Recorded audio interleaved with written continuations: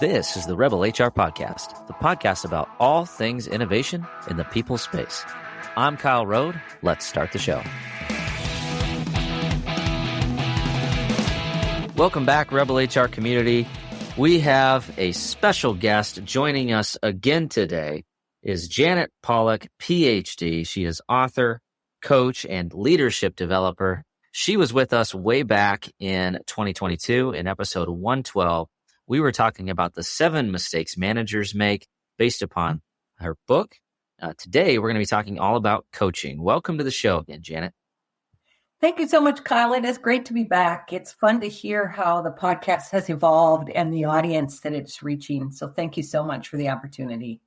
Absolutely. And thank you for joining us again. You're part of the reason why we have seen success and seen our community continue to grow with some of the great advice that you've already given us. So looking forward to digging even deeper today. Thanks a lot.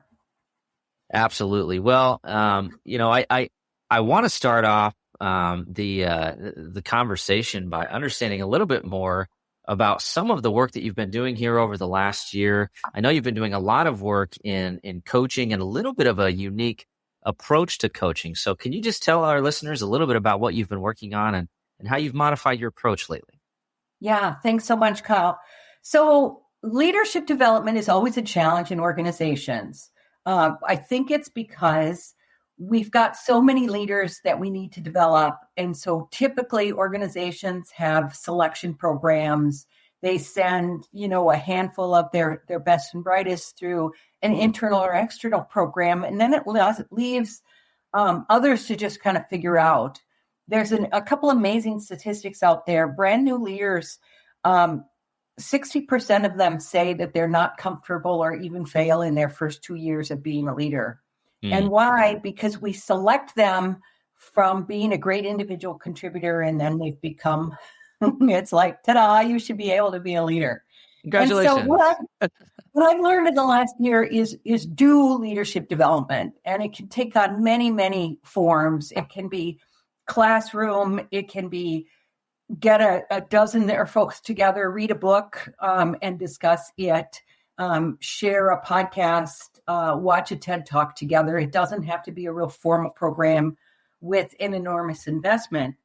What I've learned this last year is how to leverage coaching. Coaching, we tend to think of towards the top of the organization when we're asking a senior leader to take on even more responsibilities, and we want to make sure she's very, very effective. I've been doing small group coaching, and I just love it. So you put together 3 or 4 leaders who are at similar levels in the organization, say director level, maybe brand new vice presidents, and you send them through the coaching process together. So it's a combination of one-on-ones and then group sessions. You still do the assessments like you'd normally do, whether it's a 360 or a Hogan or Insights or something to that nature. But the real power is that they are bringing their challenges into the conversation. They're learning from each other that after the session, then they can go knock on their door or text them on IM and say, can I have a follow-up about that? So I'm finding it's a very efficient way to get to a broader audience of those mid-level leaders in organizations. Yeah, absolutely. And I think it's, it's interesting because it's a little bit different than what we would traditionally think of coaching being. A lot of times you've got the vision of like an executive coach, and you've got this really intensive one-on-one, almost to the point of like overkill, right? Mm-hmm. In some of these cases. And this, to me, it sounds, it's a little bit of a different approach. I've got to believe that it's probably given some insights into people's individual coaching needs that they wouldn't get if they weren't in some sort of a cohort model. Am I accurate in that assumption? I think so. In a cohort model or in a small group model, first of all, I think they feel less picked out. So often when an organization, when HR comes to someone and says, we'd love to give you a coach, their immediate reaction is, what did I do wrong? And of Right. course, we don't invest in coaching for individuals that we need to fix. We generally invest in coaching in our highest capable leaders and help them be even better. And so I think a small group model helps them be reassured that, again, we're not fixing you. This is an opportunity to learn and grow right in line of the work. We know from development and research that people learn the best right in the flow of work, right on the job, which is why we've always brought programs into organizations rather than sending our leaders out. And so they get a chance to really share situations with each other. A group that I have just finished up, a financial services organization in the Midwest, discovered over time that they were literally all in the same boat. There was a lot of change going on in the organization. A lot of the executives had moved roles. And so this was causing people to not understand who was on first and what were expectations. They were all three in support services. And they discovered through their conversations that, wow, it wasn't just them. It wasn't their own frustrations and going home every day saying, wow, I just don't measure up. And I had really tough conversations today. They discovered that they are all having tough conversations. And so what they decided to do was to create a recommendation to the organization. They got together on their own. They did some brainstorming and they say, what would good look like? If we are in these support services, what would our customers expect from us? And it was just a very powerful solution that I don't think individually they would have ever come up with. So I think a couple, like, I don't know, aha moments, light bulbs, insights that as I was listening to that really stood out to me. So number one, I think the power of the cohort and the reality that leadership can be lonely, right? Mm-hmm. And by using a cohort model, you're kind of naturally creating a support structure, right? And a little bit of a different way to help people feel less isolated. And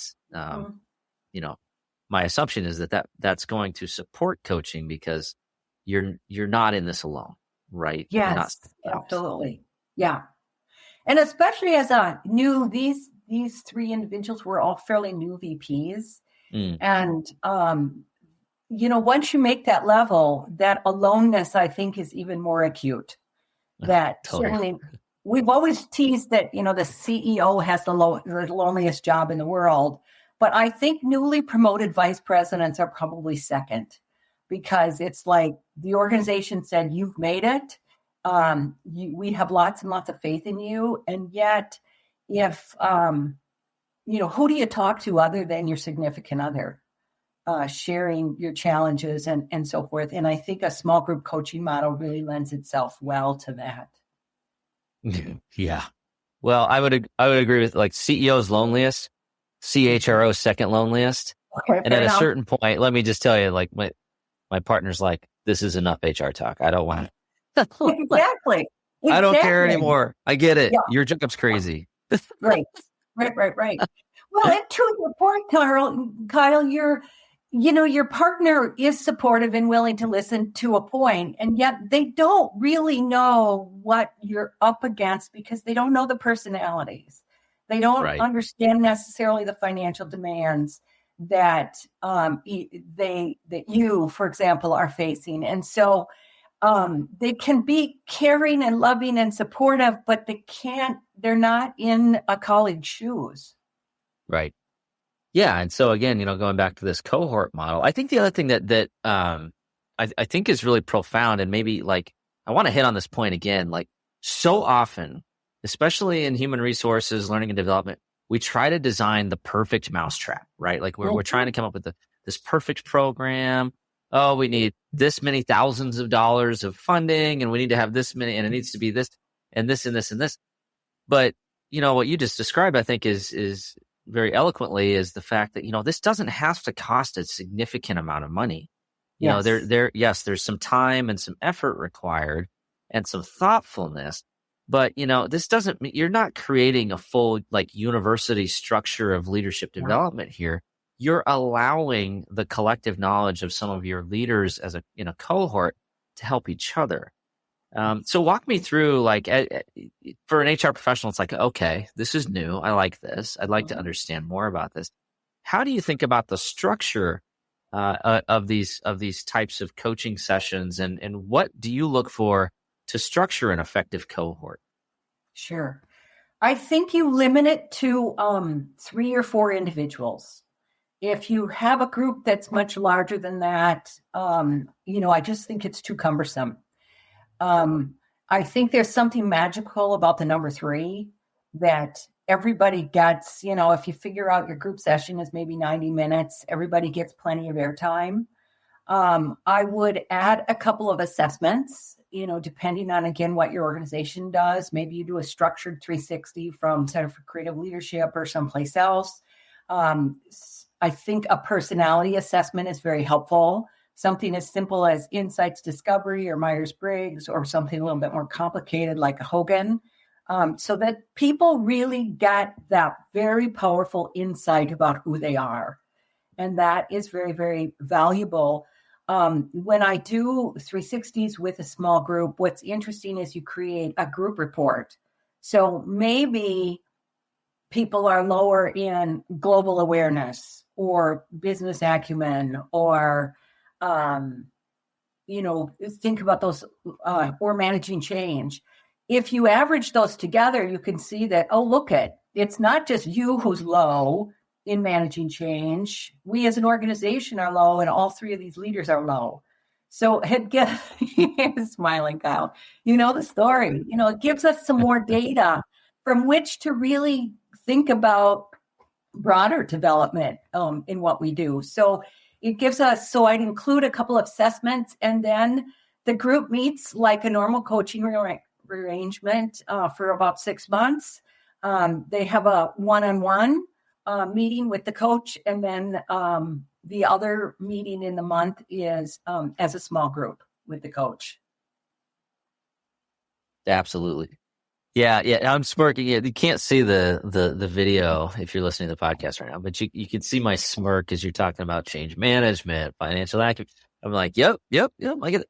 And I think it's it's funny because I've been in this field long enough to know, like in general, you're going to assume that people suck at these things, right? And part of it is like figuring out, okay, how do you do this in a way that's like, that doesn't like piss everybody off, that is in a way that's like, that they're open-minded to receive the feedback, that they're motivated to change some of the behaviors or perceptions. And, I think, I guess the other thing I was chuckling, I specifically was chuckling about the change management piece, is the fact that, that all leaders struggle with that from time to time. And if the leaders aren't struggling with it, I guarantee you the teams are. Yeah. Because if you love change, newsflash, your team probably doesn't love change, or at least some of your team members don't, right? And so having this point of truth, this coaching, this type of cohort, and having some of your peers, kind of be there and be receiving similar feedback, or helping you internalize some of that feedback. I've got to believe that's an effective model to help people understand that component. Yeah, I think you're right. I think the other thing to add on to that, Kyle, is you have then this permanent go-to network right inside your company. Mm. So when I do one-on-one coaching and we wrap up the process, whether it's 6 months or 12 months, I say to every single coachee, feel free to call me. I am always available on a just-in-time basis. When you promote somebody, or we've talked a lot about your staff, if you're thinking about promoting somebody and you maybe want to get some other perspective, you can always call. And very few do. It's more unusual than usual to hear from them after the coaching relationship is done. And yet, when you do cohort coaching inside an organization, those people are literally just down the hall. Yeah. And so you're much more comfortable to say, hey, Kyle, you got a minute? I have a kind of prickly situation I'd love some perspective about. We'll be back after a quick break. And so used to having everything in front of them right away that we forget that innovation just takes time. I myself, I get frustrated too. Why? And you know, this is being one of my best friends is, hey, I talk to you all the time. Hey, man, I'm frustrated in the fact that I can't seem to just get there in the next day. But that's just not how these things work, right? Innovation needs to be planned out. It needs to be very methodical. And then when it finally hits, that's when it seems like to everyone else that it sort of just came out of nowhere. But to you, you know the amount of dedication that it took over that time. Yeah, absolutely. That's a great point, right? It's not a one-time thing, assuming that everybody's, stays with the organization for at least a little bit of time, but you're building out a support network, right? You've got a little bit of a foundational group that understands the type of coaching that you've gone through and can help be, a feedback partner and, ideally a safe space. So that's one question that I had. I think a lot of HR professionals probably listen to this and going, oh yeah, this makes sense. This sounds fairly efficient, right? That this is great. I can stretch my budget dollars a little farther. I can save some people some frustration on spending a lot of time on this. But I think, my assumption is this is probably a little bit of a vulnerability or some concern from folks in this cohort. So how do you approach this model in a way that allows for some psychological safety, some actual vulnerability, and some authenticity from the participants, without fear of airing dirty laundry and then having that come back to bite them 6 months down the road. Right. So we affirm that what happens in the room stays in the room. Whoever the sponsor is, usually some other executive or HR, we remind them that the content of the meetings are not going to be shared, but that, I share things like, well, they come to meetings, they're prepared, they're fully engaged. So I think that's one aspect. I think assessments are a great leveler, whether it's a self-assessment like a Hogan, or if it's a 360 from other people, it gives you data on how do you see yourself as a leader and how do others see you against some normative average, which are pretty powerful, well-researched groups. So I think for you to see, gosh, I am a lot lower in change management than others who have similar roles in other organizations, or my financial acumen is stronger than others. When we talk about 360s, we always say you identify where your development areas are. Well, you also find out where your towering strengths are and what you can further develop. So I think that creates some vulnerability as well. I generally start the process with assessments. And so that helps kind of break down that we're all in this together and we can have trust and confidence in each other to talk about more difficult, more prickly situations. Sure. Yeah, I agree. I think early in my career, we did all the assessments, and I was within a wonderful organization that understood the value of kind of doing these types of like self-assessments, 360s, nothing, not necessarily anything overly complex, but it was enough to prompt this like self-development hunger, right? Or at least name some of the things that we struggle to work on. I would agree wholeheartedly that if you're struggling with development, if you're thinking about coaching, some level of assessment methodology can be helpful. I would argue, I don't know if you agree with this, I would argue it's less about the actual assessment you use and more about how you use it and the fact that you actually just even do it.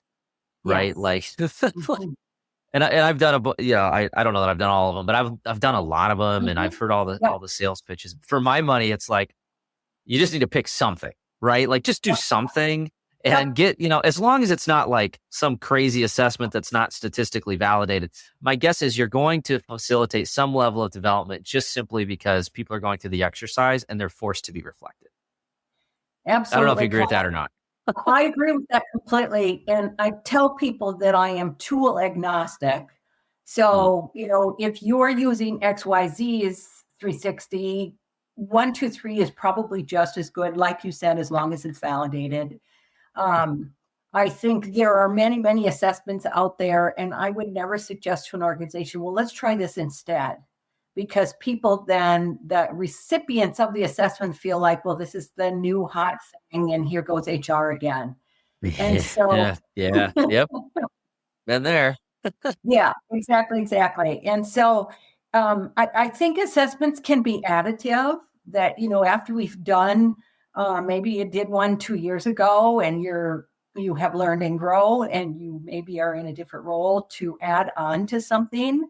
I think it's a good way to think about assessments, but I'm completely with you, Kyle, that I have not found one being better than another, Yeah, I think, from my perspective, I would actually say if you're wondering about like in your investment in development and you're thinking about, okay, there's this hot new tool on the market and it's X thousands of dollars and I'm going to have to go get all these budgets and yada, yada, yada. I would actually argue you're going to be better off investing in somebody that can help with a practical application of said tool versus an actual investment in a tool. And I'm sorry if there's any like survey companies out there that are like, Kyle, you're killing me here. But the reality is it's just like any other survey or any other like it's more about what you do with it. Like how are you actually systemizing this within your organization? How are you making sure it gets done? And then how are you making sure there's follow-up? What I love about this model is not only is there like this cohort of people who are being coached or helping coach each other, maybe in some cases, there's also this you've got this built-in accountability as a group, right? You've got this peer pressure that, hey, next month when we meet, here's the homework. And you don't want to be the one that who had the dog eat the homework, right? Especially in a professional setting with a bunch of other VPs, right? So are you seeing some benefits from that accountability lever? I think you're absolutely right. When we do larger programs, a development program traditionally has 15, 20 people in it, and you meet maybe on some sort of interval once a month, once every 3 months, what have you. I think it's really easy to get lost in that larger cohort and say, we were doing budgets, the sales cycle has ended. I got caught up in all sorts of other things. And I think you're absolutely onto something, that the accountability is much closer because you can't hide from 3 or 4 people. You can hide from 15 or 16 others. Yeah. But you can't necessarily hide in this kind of model. Absolutely. I think the other thing too, and I think a lot of times we overcomplicate this. But if you look at the research, the Gallup research is abundantly clear. Like, one of the biggest drivers of engagement and retention in an organization is having friends. Having close personal connections with others at work really matters, right? And it's this is like a club, right? You can create, you can come up with a cool logo, you come up with a cool name, like secret handshake, whatever, right? But to me, it's like, okay, this is especially for a new leader in a new role, I could see this be really, really powerful. I think so too. And as an internal HR person, I think a model like this is not that difficult to set up.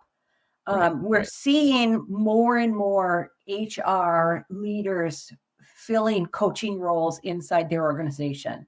And there's a lot to be said for that. I think to be able to do this model well, you do have to understand coaching. So, if this is something you want to do, get on an online course to understand what a coaching process is, because the group comes together and my job is to facilitate conversation, not encourage people to come up with solutions and tell each other what to do. So I think that's just a be careful kind of thing. Of course, hiring a coach from the external to facilitate the process, I think works really well.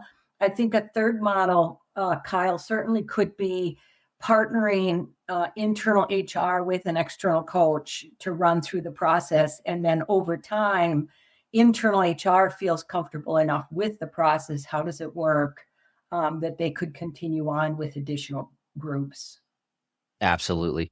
So, I want to spend a little bit of time here because I think this is an important nuance that we probably need to hit on this point a little bit more. And in fact, just a few weeks back, we had a similar dialogue around the difference between coaching and performance management. Mm-hmm. And oftentimes, HR is really good at performance management, Mm-hmm. but we mistake the two, right? Mm-hmm. Coaching and performance management are two drastically different methodologies and theories within the world of career development, right? Yes. And it's part of the reason why coaching has, in some cases, a negative connotation, because coaching means in some organizations, oh shit, I'm in trouble, versus what we're talking about, which is how do we help our people excel at their jobs, and how do we help our leaders be successful regardless of the skills that they came into the role with. So from your perspective, as you think about those two kind of theories of career development and performance improvement, how do you define coaching versus performance management? Well, Kyle, I think you're onto something. That performance management often we think of as fixing, getting from some substandard skill to acceptable skill. That we can't have people not doing their job or not doing their job well. I think coaching is a great resource for when someone is in a new role. They think, we think we know what that new role is going to include, and yet they get into it 30, 60, 90 days in, and there's all sorts of nuance that people weren't planning for. I think using an external individual as a coach that person does ask different questions and prompts maybe a uniqueness about why does the organization do it that way? Or, what's the history of that kind of policy? Whereas as an HR person, you know why that policy or practice was put in place, and are maybe less comfortable kind of challenging the status quo. Absolutely. I think the other complexity for us in the United States around this idea of coaching is leadership coaching is different than sports coaching. If you have kids on a soccer team, everybody wants their kids to win, and you expect the coach to create a safe environment and teach them skills. And while as an executive coach, I will teach new skills, my job particularly is to help someone pull from within what they already know, bring to the conscience what they think they should be doing and how they should be doing it. Because Kyle, I could come in cold to your organization and say, here's what we need to do, and none of that's going to stick because it doesn't fit your organization. So the job of a coach, whether you're an internal coach or not, or an external coach, is to help the person find their voice inside that organization and really thrive. And that, then back to the original question, is different than performance coaching. Absolutely. I love that. And anytime we talk about coaching, I always go back to my high school track coach, because we use the term coach and we think about sports, right? And I would argue that there's a ton of great analogies and correlation between wonderful sports leaders and business leaders, and certainly there's a space to dig into that. But I remember my track coach he's like, I yell at you because I care, right? And it's like, while that might be like true, we can't do that in a corporate setting, right? Like that doesn't mean I get to slam the door and start screaming at people because I care about them. Like right. That's fairly toxic in a corporate environment, right? And you could argue, sorry, coach, you could argue that wasn't the most effective way to motivate me to run 6 miles faster. Right. but but I also think, I love what you said. I think it's fairly profound, and that's the fact that you're helping people pull from within what they already know, right? It's Mhm. not like you're not giving them the holy grail or something they've never learned before. You're helping them find this within themselves and then apply it practically in the workplace, which is not always inherently a skill that we know how to do. Mhm. It takes work, right? And that's where coaching comes into play, right? Yeah, yeah. While you were talking about that, I was thinking about maybe a better analogy as an orchestra conductor. Mm. Because any orchestra that's worth their weight in gold is that individual players know how to play their instrument, the violin or the cello or the bass or what have you. And what that conductor does is bring all of that together to create a sense of beauty, to create something that's very satisfying. They generally, and of course they do stop from time to time and say, baritones, you're flat, or can we pick up the tempo at this transition? And yet, how that baritone picks up the transition has a lot to do with how she plays her baritone. Absolutely. Did you watch my disrupt video? I literally just had. I literally just did a disrupt. It's. I'm kidding. It's not live yet. But we're perfectly aligned on this. That was literally one of my presentations, was around the similarities between music and human resources, and how HR in a lot of cases is like the conductor. And you're not trying to control.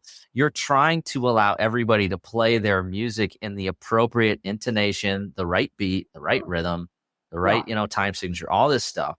But you also have to allow them to let their individual talent shine, because it's different and nuanced as the entire group plays. But what you're trying to come up with is the entire beautiful, composition to come to life, right? But you don't control it by screaming and yelling and telling them how to do their work, right? No, that's for sure.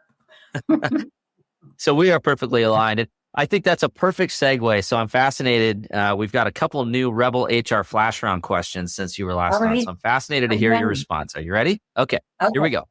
Question number 1. Where does HR need to rebel?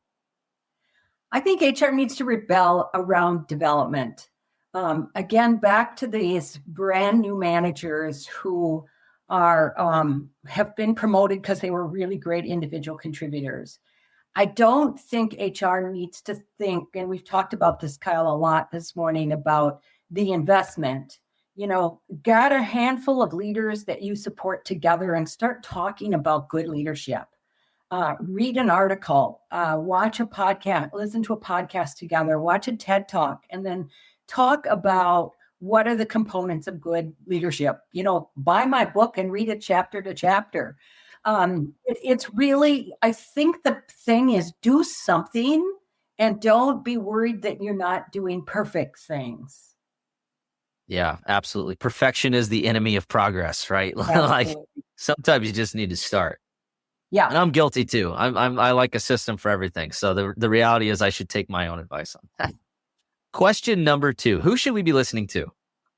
Adam Grant has a brand new book on the market. It's called Hidden Potential. It probably is going to change my life. It is just absolutely fabulous. He's showing up on everybody's podcast these days. I downloaded the book on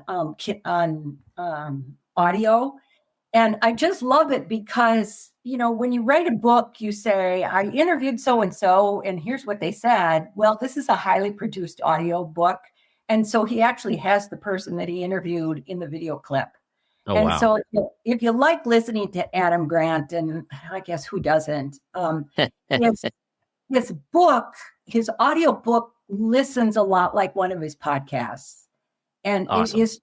it's so powerful. It's so positive. It's the idea that most of us can develop additional skills, not just if you work harder about it, but if you get different perspectives from what you're doing right now and try new things. Absolutely. Yeah. Great voice out there. Had an opportunity to hear him at a SHRM conference a few years ago, and I've been following him ever since. So I have not checked out the new book. So I will pick that up. So final question. How can our listeners reach out, connect with you, and where can they find the book? Yeah. So the book is available on Amazon, The 7 Mistakes New Managers Make. Janet Polach at janetpolach.com. So it's Polach.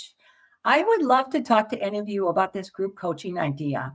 Either brainstorm with you or think about how do you do a pilot. It's a pretty powerful approach, and again, easier, as we've been talking about, Kyle, to pull off than kind of here's the whole big program and now we're going to invest in it and who do we have to pick and all that kind of thing. Absolutely. And we will have all that information in the show notes. So if you can also open up your podcast player, check it out, click on in. Highly recommend the book. Connect with Janet, just a wealth of knowledge. Janet, thank you so much for coming back again to the podcast, sharing some perspectives on a new way to think about coaching. Great. Thank you, Kyle.